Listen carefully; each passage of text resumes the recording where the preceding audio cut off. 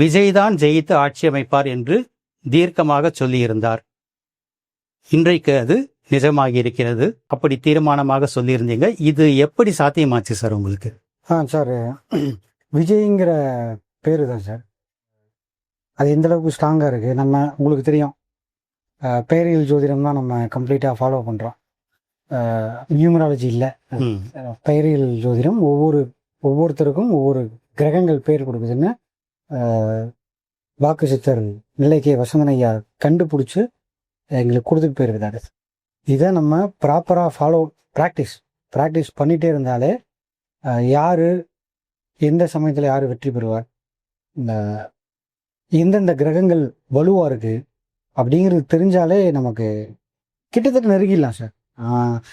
நீங்கள் ஒரு பெரிய சேனல் கூப்பிட்டு போகும்போது கூட நான் சொல்லியிருந்தேன், என்னோட கணிப்பு தப்பாக கூட போகலாம், பட் நான் அதை கற்றுக்கிறேன். ஏன்னா இதான் என்னோட தேர்தல் கணிப்புகளே என்னோட ஃபர்ஸ்ட்.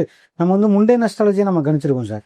இந்த தீ விபத்து, இந்த பேருக்கெல்லாம் பிரச்சனையாகும் அப்படின்னு நம்ம சொல்லியிருக்கோம். அது ஓகே.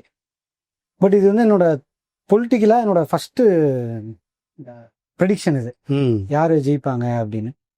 அப்போ அதுல சார் சூரியனும் சுக்கிரனும் தான் விஜய் சாருக்கு பேர் கொடுக்கும். அது எந்த அளவுக்கு அவரோட பேரு சாத்தியமா இருக்கு.